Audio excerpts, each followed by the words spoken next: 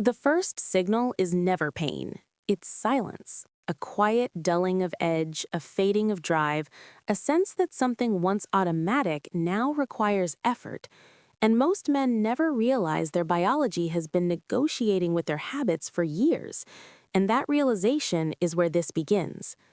Hello, gentlemen. I'm Dr. Mika Hayashi, an urologist with over a decade of experience helping men maintain their sexual and prostate health well into their later years. And I want you to understand something immediately. Your body is not betraying you, it is responding to signals. And one of the most misunderstood signals in modern male biology is sexual behavior itself. Because what you do daily does not stay at the surface. It echoes deep into your prostate, your hormones, your blood vessels, and even your sense of self. And once you see that connection, you'll never look at your habits the same way again. So stay with me.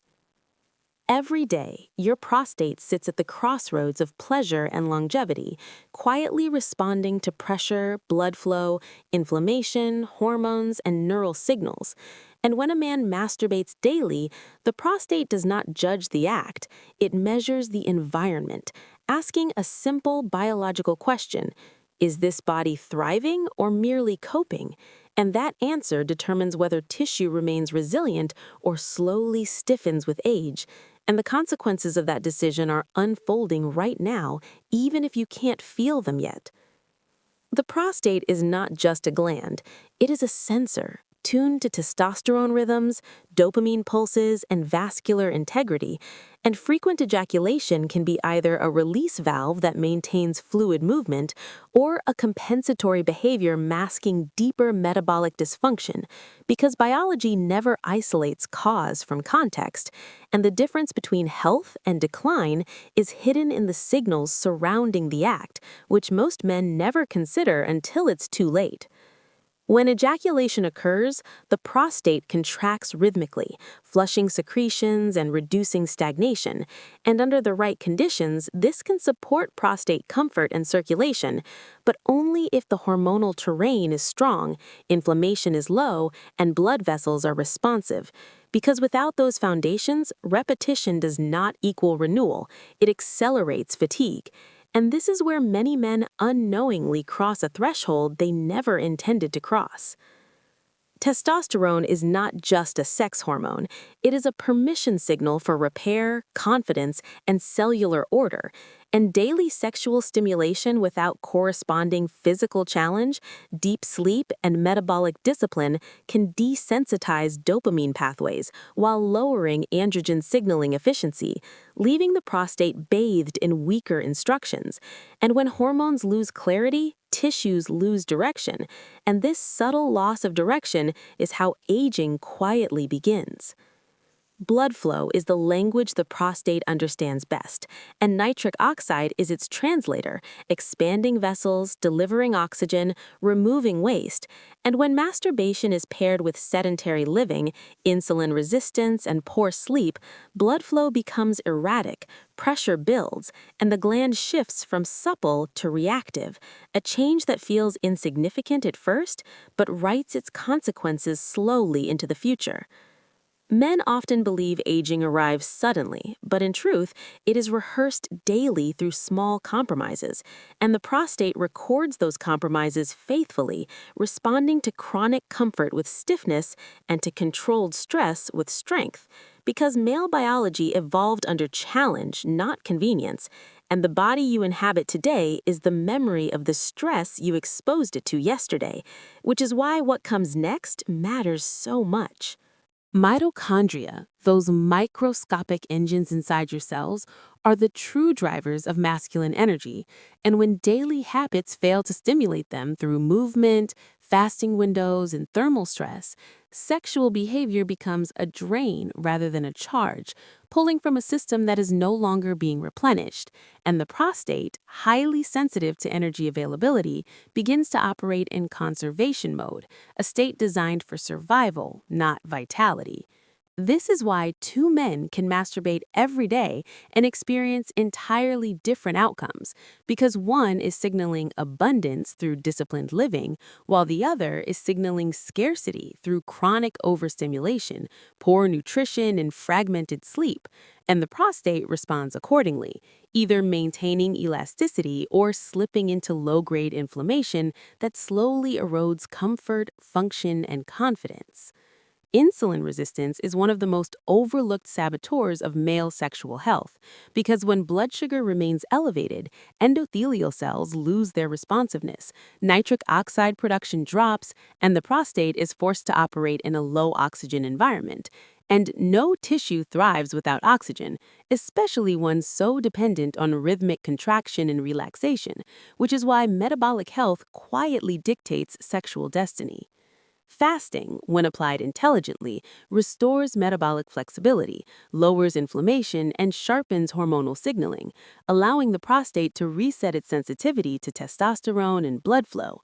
And when this internal environment is restored, sexual release becomes a coordinated biological event rather than a compensatory habit. And the difference is felt not just physically, but psychologically as clarity replaces compulsion. Exercise is not about appearance, it is a genetic switch. And when resistance and cardiovascular training are absent, the genes responsible for vascular repair and hormonal balance go silent, leaving the prostate exposed to the slow grind of entropy. But when movement is non-negotiable, blood vessels adapt, mitochondria multiply, and sexual organs receive a message of relevance, reminding them they are still needed. Sleep is where male biology repairs its wiring, where testosterone pulses peak, neural circuits reset, and inflammatory debris is cleared. And without deep sleep, daily sexual stimulation becomes noise rather than signal, confusing feedback loops that rely on precise timing, and the prostate, deprived of nocturnal restoration, begins to hold tension instead of releasing it. Light exposure anchors circadian rhythm, and circadian rhythm governs hormone timing. And when a man lives disconnected from natural light cycles, sexual hormones lose their rhythm, arriving late or weak, and the prostate feels that chaos because tissues thrive on predictability, and chaos is biologically expensive, a cost that accumulates quietly until function falters.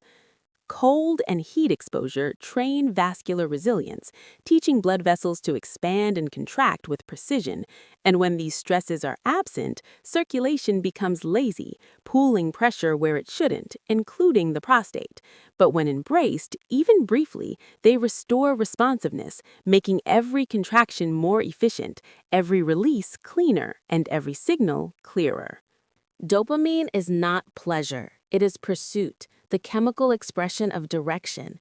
And when a man floods his nervous system with easy stimulation without earned effort, dopamine loses its sharpness, motivation dulls, and confidence quietly erodes, not because desire is gone, but because the brain no longer trusts the signal.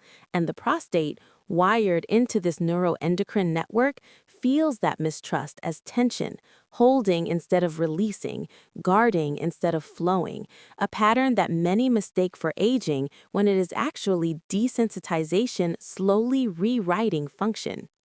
Sexual confidence is not psychological bravado, it is vascular certainty, hormonal clarity, and neural precision working together. And when those systems are fed clean signals, challenge, recovery, purpose, the prostate remains responsive. But when stimulation replaces meaning, the body enters a loop of short-term relief and long-term confusion. And confusion is biologically expensive, taxing tissues that were designed for rhythm, not noise. A man's identity is not a story he tells himself. It is a set of repeated biological instructions, reinforced daily through discipline or neglect. And those instructions decide whether stress sharpens him or corrodes him. Because stress is not the enemy, stagnation is. And when a man avoids discomfort, avoids effort, avoids responsibility, his biology follows suit, conserving energy, lowering output, tightening systems like the prostate that evolved to respond to decisive action. Purpose is not abstract, it is measurable, reflected in hormone timing, cortisol rhythm, and inflammatory tone. And when a man wakes with direction, his body organizes itself differently.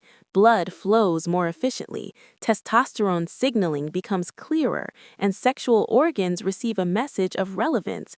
But when days blur together without challenge, the body downregulates investment because biology never wastes resources on systems it perceives as unnecessary. Daily masturbation, in isolation, is neither damaging nor protective, but in a life stripped of structure, it becomes a substitute signal, telling the nervous system that reward is available without effort.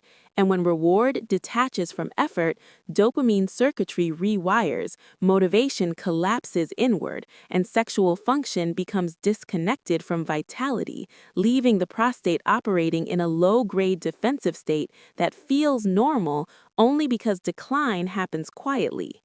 The prostate thrives on circulation, on rhythmic contraction and relaxation, on the pulse of nitric oxide and oxygen, and these are amplified when the body is trained through movement, heat, cold, and metabolic challenge.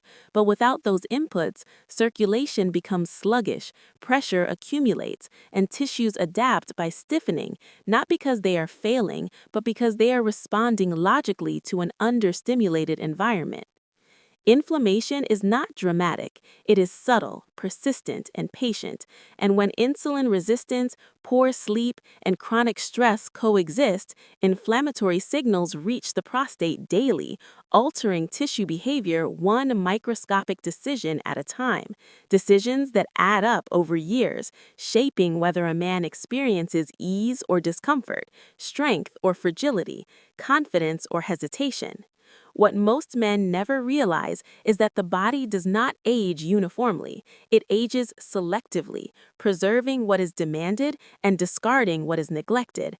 And sexual health is one of the first systems to be deprioritized when life becomes passive, not because it is unimportant, but because it is energetically expensive, requiring coordination across multiple systems that must all be engaged to justify its maintenance. Discipline restores hierarchy, reminding the body what matters, and when a man commits to sleep as recovery, movement as stimulus, fasting as reset, and challenge as identity, hormonal feedback loops realign, vascular health improves, and the prostate softens its guard, returning to fluid responsiveness because tissues trust environments that demonstrate consistency and strength.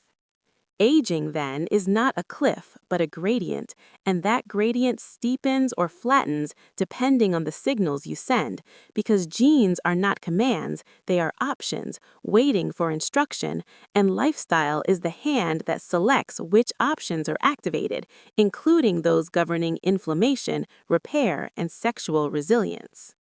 Your body is not fragile, it is adaptive, but adaptation cuts both ways, strengthening under challenge and weakening under comfort, and the modern world offers endless comfort with no biological cost up front, only deferred payment collected quietly through hormonal dulling, vascular stiffness, and diminished drive, long before disease ever announces itself.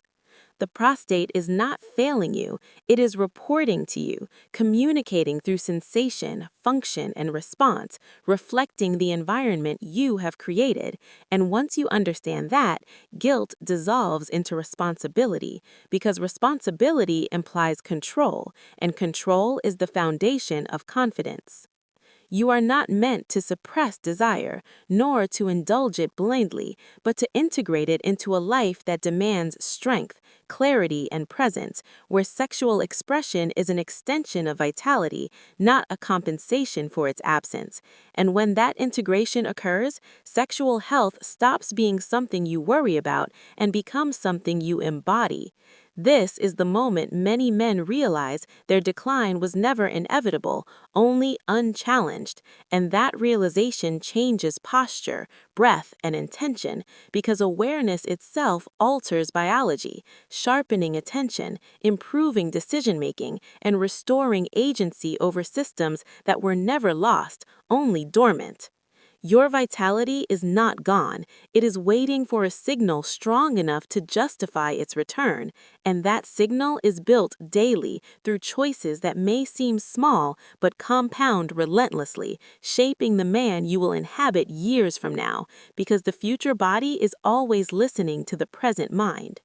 If this awakened something in you, if you felt clarity replace confusion, then anchor it. Like this video, subscribe to the channel, press the bell icon so this awareness stays active, share it with a man who needs to hear it before his body whispers louder, and leave a comment as a declaration of intent, because your biology responds to commitment, and what you choose next will echo longer than you think.